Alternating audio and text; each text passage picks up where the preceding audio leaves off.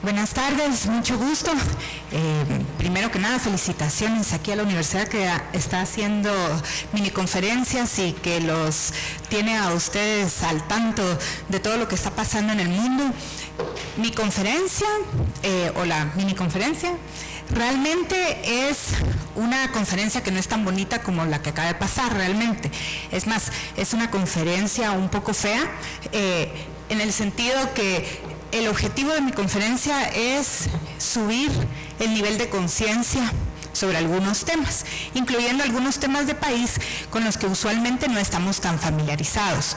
De hecho, pues yo soy un bicho raro porque sí, soy científica, me apasiona la ciencia, pero he tenido oportunidad de estar en el área de investigación, en el sector académico, he estado en sector privado y pues también he tenido oportunidad de estar en sector público, en sector gobierno ahorita con Estados Unidos.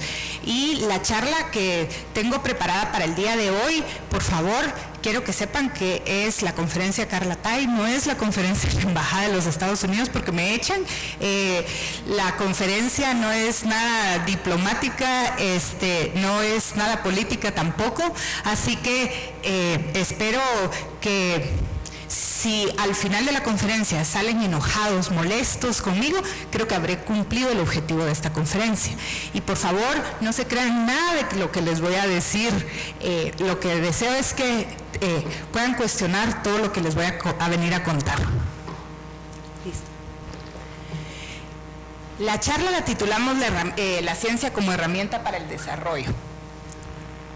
Bueno, yo quería introducirlos a unos conceptos básicos, entre ellos el tema del pensamiento crítico, que finalmente es el fundamento de la ciencia y finalmente establece las bases de cuánto se pueda desarrollar como país. Aquí tenemos estas definiciones básicas de una fundación que se llama la Fundación para el Pensamiento Crítico y dice que el cultivo de las virtudes intelectuales es crucial para el desarrollo humano.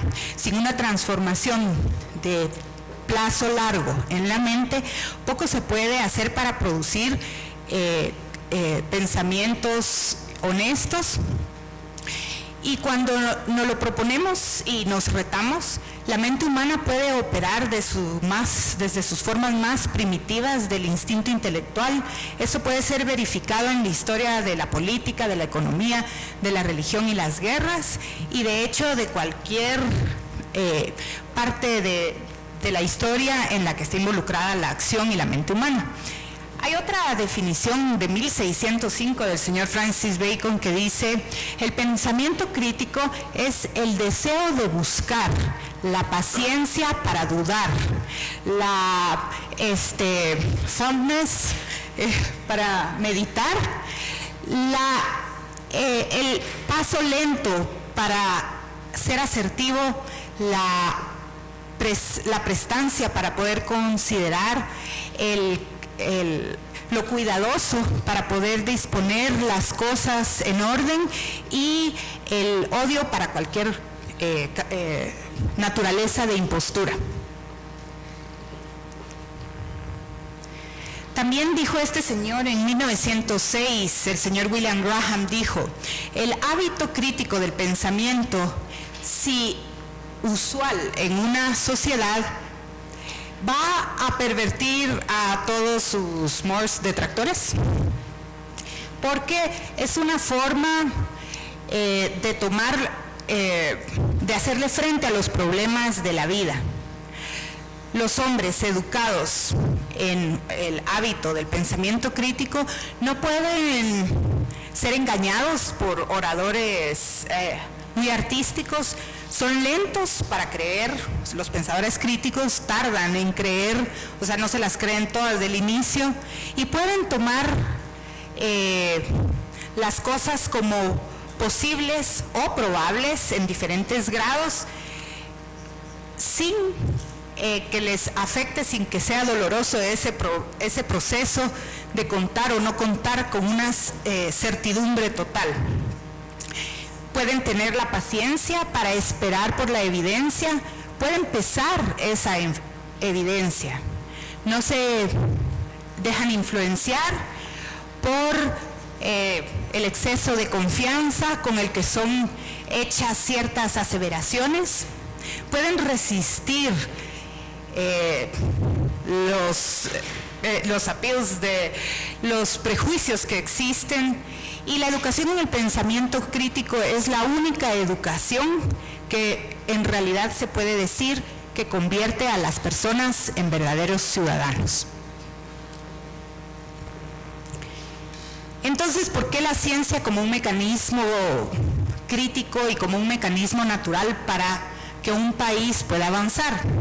Pues la ciencia tiene sus propios procedimientos, y todos sabemos que establecen muy claramente la relación causa-efecto de algo. Es decir, que si nosotros queremos explicar el porqué de las cosas, por qué la situación está así, por qué no se coció el pastel como yo esperaba, por qué tenemos un problema tan grande en el mundo de pobreza, por qué tenemos casos de desnutrición crónica en Guatemala, etcétera, etcétera. Hay causas que están directamente relacionadas y, por lo tanto, la ciencia permite ir estableciendo esas relaciones causa-efecto directamente. Es como en el caso y estamos hablando de la ciencia en general, ciencias sociales, ciencias biológicas, todo tipo de ciencias. Inclusive, por ejemplo, en el caso de los que son padres, los psicólogos siempre regañan a los padres porque a la hora de poner castigos a los hijos, en lugar de poner un castigo que esté relacionado directamente con la falta del niño, por ejemplo, el niño no hizo su tarea, entonces de castigo le ponen que no pueda sacar la bicicleta.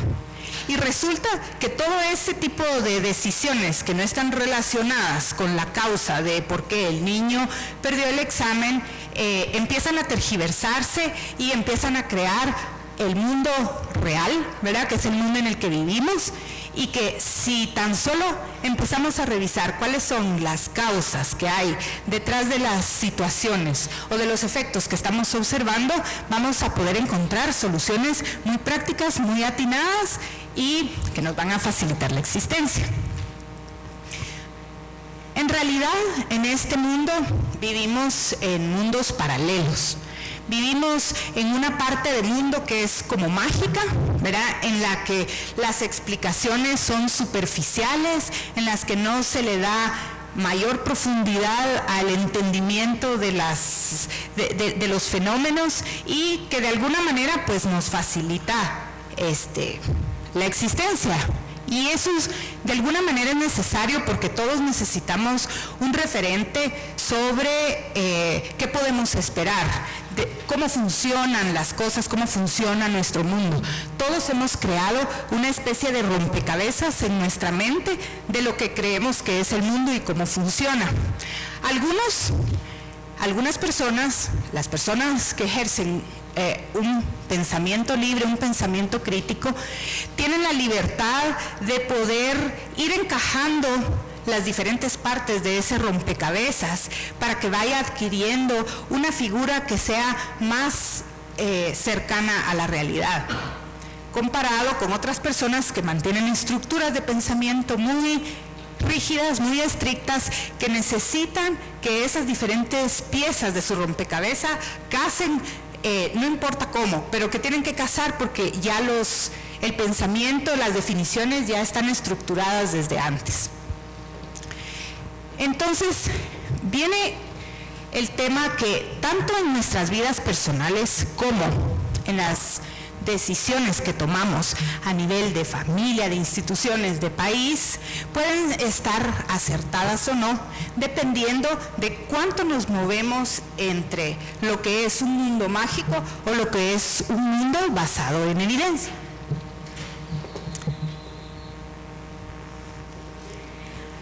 Aquí les voy a presentar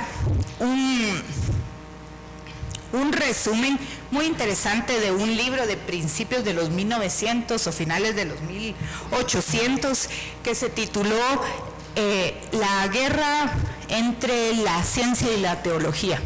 Súper interesante la manera en que presentan desde aquel entonces la lucha que ha tenido la ciencia a lo largo de la historia para poderse abrir camino.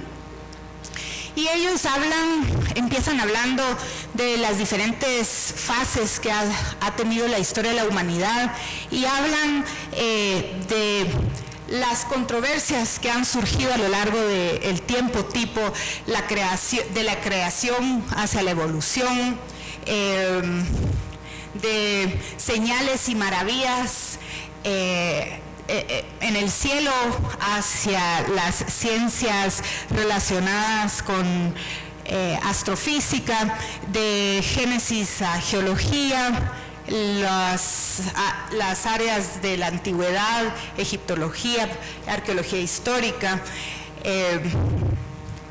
antropología, etcétera, el príncipe de los poderes de los vientos, hasta meteorología, de la parte de la magia hasta el establecimiento de las ciencias de la química y la física, de los milagros a la medicina, de las posesiones demoníacas hasta la determinación de la insanidad de la mente, de un criterio diabólico a la definición de histeria, desde Babel hasta la filología comparativa,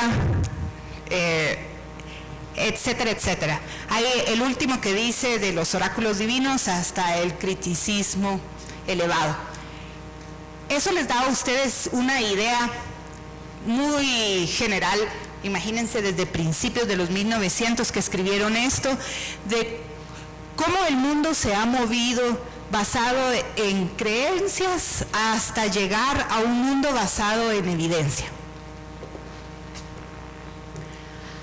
Hay un autor por acá que se llama Richard Dawkins, que es interesantísimo, y el sitio de él, que es una fundación, dice que esta fundación existe para apoyar la educación científica, el pensamiento crítico y el entendimiento basado en evidencia de este mundo natural, para poder lograr sobrepasar el fundamentalismo religioso, la superstición, la intolerancia y el sufrimiento humano. Pueden entrar al sitio, tiene videos, tiene discusiones, tiene charlas. Se ha metido en un rollo este autor de poder debatir y cuestionar todo lo que en la sociedad se ha dado por firme, por establecido, y que y en áreas en las que la mayoría no se atreve a emitir una opinión porque existen creencias muy fuertes al respecto.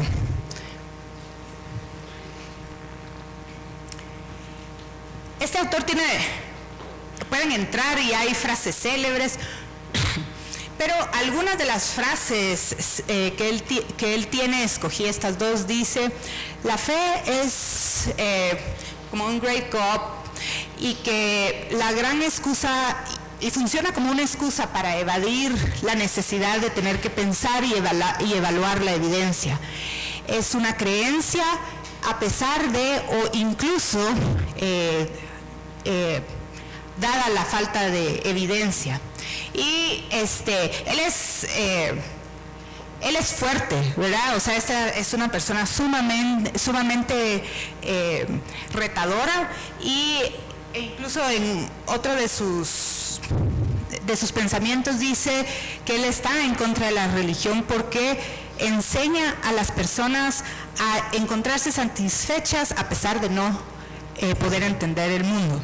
No es ninguna propaganda, ni es nada en contra de alguna institución en particular, es solo una muestra de lo que surge de la mente de pensadores críticos y de personas que están dispuestas a cuestionarse hasta la última de las ideas, de los pensamientos que les han sido heredados y otorgados. Para los que les gusta leer literatura latinoamericana, si a alguno de ustedes les gusta Isabel Allende, ella dice muy interesantemente que los padres pasan toda una vida enseñándole a los hijos cómo deben pensar, cómo deben sentir, y cuando los hijos ya se van de casa y son independientes, pasan toda una vida tratando de deshacerse de todo aquello que les enseñaron sus padres. Obviamente lo que le heredan a uno los padres es increíble, hay muchas ideas, pensamientos que lo motivan a uno en la vida. También hay otros temas que en la generación de los padres eran temas que no se podían discutir, que no se podían cuestionar, y que conforme van pasando las generaciones pues se va dando la oportunidad de poder discutirlas, cuestionarlas. La siguiente. Básicamente, hay en lo que es la Fundación para el Pensamiento Crítico, ellos tienen, si ustedes entran a ese sitio, súper interesante porque ellos empezaron esta fundación hace 30 años aproximadamente, y el objetivo de la fundación es poder apoyar a los procesos ordenados y educados de llegar a un pensamiento crítico. Todos, creo que desde que somos chiquitines nos vamos cuestionando todo. De hecho es inherente al ser humano el cuestionamiento. Yo no sé, para los que tienen hermanitos, hijos, que han visto la etapa de los niños en que los niños preguntan todo, ¿y por qué? ¿Y por qué? ¿Y por qué? Y ahí sí que ya depende de la paciencia que tenga el adulto para poder responderle todos sus cuestionamientos o llegarle a un momento de decir, porque así es y punto, ¿verdad? Pero efectivamente el cuestionamiento es una de las características natas del ser humano, y cada quien sigue un proceso dependiendo de sus experiencias de vida, dependiendo de lo que lee, dependiendo de las influencias que tiene en su vida. Va desarrollando un pensamiento que llega a un momento en que le permite hacer cierto tipo de cuestionamientos y que ya no se las cree todas tal cual como se las enseñan. En ese caso, en esta fundación, ustedes pueden entrar y lo que han hecho son neurocientíficos y otro tipo de especialidades que han llegado a como establecer los procedimientos que permiten tener un pensamiento ordenado, que le permita relacionar las causas estrictas con sus efectos específicos, y hay manuales, hay guías de bolsillo, tienen ellos programas especiales para catedráticos, para estudiantes, para agentes de los medios de comunicación, para diferentes áreas e inclusive para diferentes edades también. Y hay uno que se llama, hay uno de sus folletines que se llama El arte de las falacias. Y en ese folletín específicamente ellos establecen, muy simplísticamente se los voy a resumir aquí, pero ellos establecen 3 tipos de pensadores o 3 tipos de personas en el mundo. Dicen que hay alrededor de un 70% de las personas en el mundo que son pensadores no críticos y que son personas que no han desarrollado las habilidades de un pensamiento intelectual. Luego mencionan que hay un 25% de la población que se les puede llamar manipuladores hábiles. Y esos son pensadores que han desarrollado cierta capacidad de cuestionamiento, pero que todavía no se han logrado despojar del egoísmo que también es inherente en el ser humano como resultado lógico del propio instinto de supervivencia, y que entre este grupo ellos colocan a líderes que están en medios de comunicación, políticos y otras instituciones. Y finalmente mencionan que en el mundo hay alrededor de un 5 a 10% de la población que verdaderamente se puede considerar un pensador crítico. Y en este caso estamos hablando de todas las definiciones básicas que leímos anteriormente, y esta fundación tiene muchísima esperanza en que entre más pensadores críticos sean en el mundo, mejores decisiones puedan tomarse a nivel individual, a nivel familiar, a nivel de país, a nivel del mundo. Dice que en este caso los pensadores críticos pues incluyen gente muy brillante que ha tenido la capacidad de establecer liderazgos en diferentes áreas, y que la característica de estos pensadores es que no solo han logrado dominar el arte del pensamiento, sino que también se han podido liberar del egoísmo inherente de las personas y han podido hacer algo en pro, en función y en beneficio de la sociedad. Y una de las partes interesantes es que quisiéramos todos que hubieran grandes pensadores y las gentes iluminadas dirigiendo las decisiones de un país, para que fueran las decisiones que se toman de manera inteligente y que no estuvieran sujetas a otro tipo de intereses. Pero también reconoce esta fundación que una de las dificultades de que los pensadores críticos puedan ponerse a trabajar juntos por un bien común es el hecho de que los pensadores son muy independientes, ¿verdad? Les quiero poner un ejemplo de actualidad para que ustedes puedan ver, después de esta parte medio teórica, qué pasa en la realidad, cómo nos impacta que haya ciencia y que haya un pensamiento crítico o no detrás de decisiones que se toman. Y aquí les puse el ejemplo de ingeniería genética de plantas, especialmente porque de la facultad de Pamela y en el tema de bioquímica, etcétera, es una lucha de país que tenemos desde hace un tiempo. La ingeniería genética, que ustedes han escuchado sin duda alguna, hay países que tienen sus regulaciones basadas en ciencia. En esos países es donde obviamente se ha adoptado la tecnología y ellos gozan de los beneficios de la tecnología. Tienen mayor producciones agrícolas, tienen asegurada su seguridad alimentaria en gran parte, tienen beneficios ambientales, menores intoxicaciones por uso de pesticidas en las personas, etcétera. En otros países donde las regulaciones se basan en mitos, es decir, no están basadas en evidencia científica, sino en todo lo que se escucha de miedos, de temores, lo que infunden los medios de comunicación, etcétera, etcétera, en esos países no se adopta la tecnología y en esos países hay menor productividad agrícola y no hay posibilidades de mejoras en manejo ambiental. Yo he tenido la oportunidad de estar presente en reuniones donde grandes oficiales de muy alto rango tienen que llamar a sus técnicos para pedir opinión sobre cómo abordar un tema versus otros oficiales de alto rango que, independientemente de lo que dice la razón y lo que dicen sus expertos, toma decisiones a dedazo. Eso hace una diferencia enorme para un país. Entonces la pregunta del millón es, ¿qué pasaría si más gente con pensamiento crítico, con preparación científica en las diferentes áreas, pudiera estar asesorando a los políticos? ¿Qué pasaría si las soluciones fueran estrictamente basadas en relaciones causa-efecto?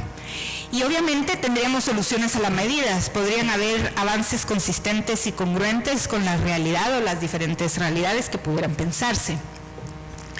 Y acá tenemos una pequeña gráfica sobre la gran discusión que hay actualmente sobre el tema de los alimentos, la cantidad de alimentos que se están requiriendo en el mundo, que ya para el 2020 no va a alcanzar la tierra, que en todo esto pues también se están acabando el petróleo, se necesitan nuevas fuentes de energía. Y aquí tenemos una gráfica que muestra el crecimiento de la población, la demanda de energía a lo largo del tiempo. Y ustedes pueden ver pues que hay una correlación muy interesante. Sin embargo, en todas las discusiones que hay sobre estos temas de energía, de alimentos, etcétera, nadie menciona a la población. O sea, nadie dice es importante controlar el crecimiento de la población de alguna manera. Recientemente salió en la prensa que únicamente en 7 de no sé cuántos departamentos el Ministerio de Educación había podido llevar educación en temas de reproducción sexual.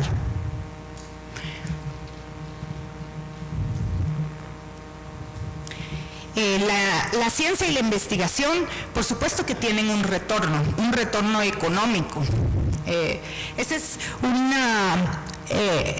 una publicación en septiembre del 2007, donde dice que efectivamente la inversión que ha hecho Estados Unidos en investigación agrícola ha tenido el retorno tanto económico como el retorno de beneficio para llenar las necesidades de su pueblo. Y aquí hay una pequeña gráfica que muestra cuál ha sido el resultado de la necesidad de recursos, de inversión en investigación agrícola, y el statement anterior de que ha tenido el retorno que necesita, y efectivamente Estados Unidos es uno de los países principales productores de alimento en el mundo. Quiero dejarles finalmente con este pensamiento. Recién salió publicado el domingo antepasado en el periódico. Es de Osvaldo Salazar.